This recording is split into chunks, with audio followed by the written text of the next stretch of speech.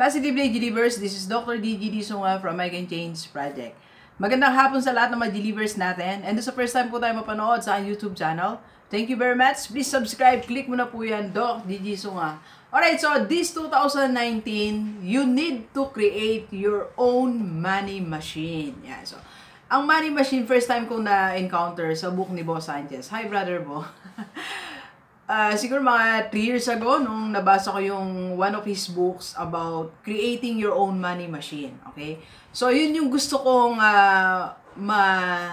ma-discuss sa inyo ngayon at ma-encourage kayo this 2019 to create your own money machine. Alright? So, ano ba yung money machine? Pag sinabi nating machine, kasi there are 2 types of machine, di ba? So, one yung automatic machine. Yung kusa siya umandar, yung pipindutin mo lang, di ba? So, kusa na siya magpa-function, maglalabas ng mga kung ano man ang kanyang product na nilalabas, di ba? So, like yung mga nakikita natin na sa mga frap, di ba? Mga machine, click ka lang, din lalabas na yung mga anong tawag doon, Kat? Mga prop, di ba?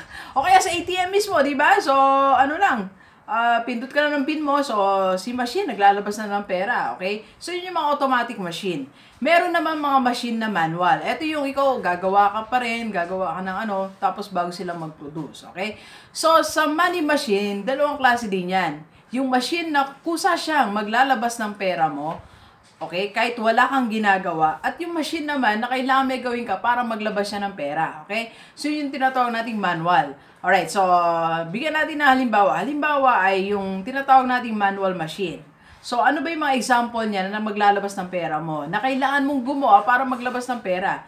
For example, if you are employed, so machine yan na kailangan mong mag-exert ng effort bago maglabas ng pera.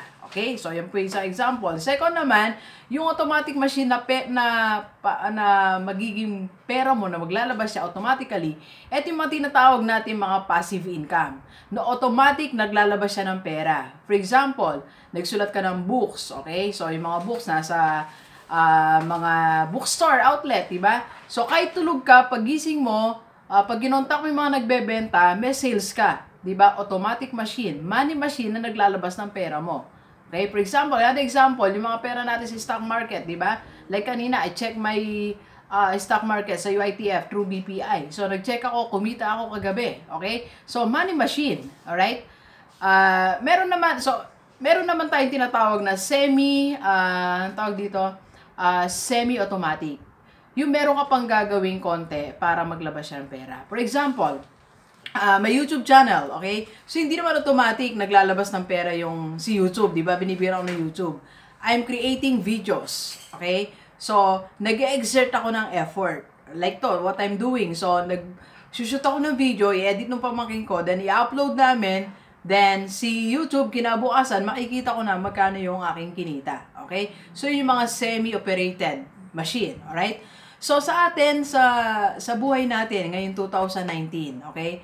Kung anong klaseng machine man yan, automatic, manual, semi-manual, semi-automatic, kailangan makaisip ka ng paraan para makakreate ka ng at least, okay, 2 to 3 money machine. Okay? So, ang requirement ko ngayon 2019 para mabuhay tayo ng mapayapa, maging masaya ka with your family, makatulong ka sa kapwa mo to do your mission in life at magawa mo yung ministry mo sa buhay mo, kailangan meron kang at least 2 to 3 money machine. Okay? So, wag kang tumigil hanggat hindi nagiging 3 ang iyong money machine. Alright? So, concretize natin. Halimbawa, ikaw ay employed. So, meron ka ng automatic, meron kang isang money machine. Okay? So, ito, yung machine ko, mandar bigla.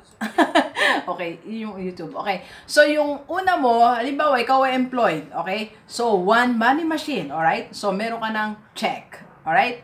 So, ang problema mo ngayon, hindi pa sila kasi problema, ang dapat mong pag-isipan ngayon, paano ka magkakaroon ng 2 pang money machine? Okay?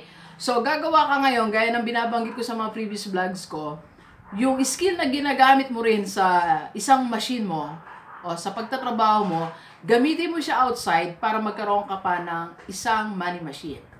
For example, si Kat. Ito po si Kat. Hi, Kat. Si Kat po ay teacher. So, nagtuturo siya, meron siyang isang money machine, okay? So, ano pa isang money machine? Nagtututor ka, di ba? So, nagtututor siya. So, nag-create siya ng isa niya pang money machine out of the skill na ginagamit niya rin doon sa isa niyang machine. Nakuha po natin para hindi ka na lumayo. Kasi isa yan sa mga common questions na tinatanong sa akin. Doc G, paano ba ako magkakaroon ng side job? Eh di kung anong ginagawa mo sa full-time work mo, yun din gawin mo outside. Alright?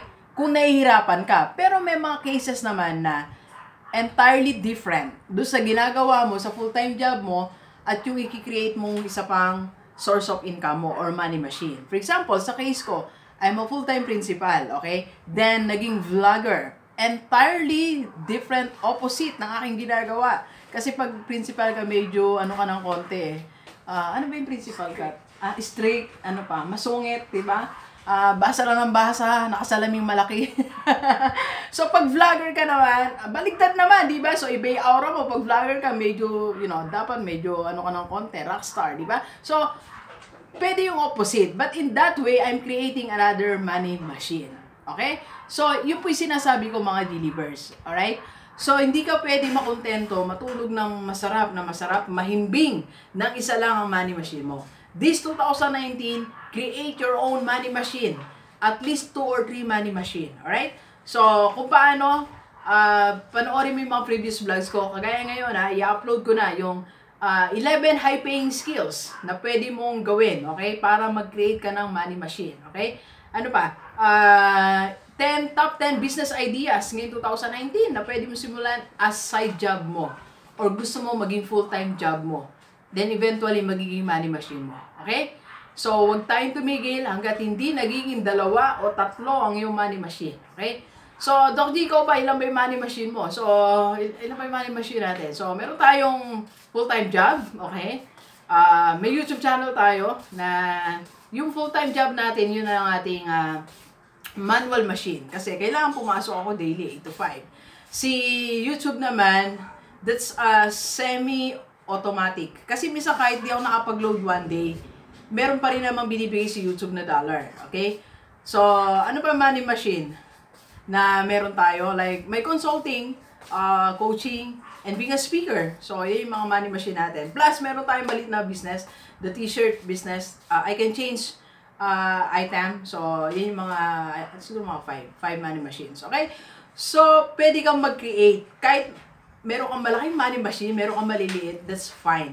At least, okay, meron kang mga sources of income aside from one major source of income. Remember, sabi ni Ty Lopez, dapat meron kang ang formula ng pagyaman according to him, A1 plus A2, A3, parang ganon. So, yung A1, ito yung major source of income mo, plus yung A2 and A3, so ito yung mga, so another source of income mo pa rin. Alright? So, Delivers, this 2019, don't forget to create your own money machine. Kung paano I can help you, so message mo ako for personal coaching. Alright? So, like how to advance your career and how to start your small business and how to have your investment na eventually mag-create din ng money machine or magiging money machine mo rin, okay? So, paano? Message mo lang ako sa aking FB page, Dr. Gigi Disunga, FB account Gigi Disunga, or call me 0939-5254-311. Kagaya bukas, meron tayo from Macau. So, hi ma'am, see you tomorrow via Messenger. So, may coaching tayo bukas 7 p.m. And tonight, meron din tayo. Okay? So, daily meron tayong coaching. Alright? So, please share this video sa lahat ng mga kaibigan mo na isa lang ang money machine para mag-create din siya ng 2 or 3 money machine. Okay? So, thank you very much, Delivers. Enjoy the rest of the day and let's go! Let's go!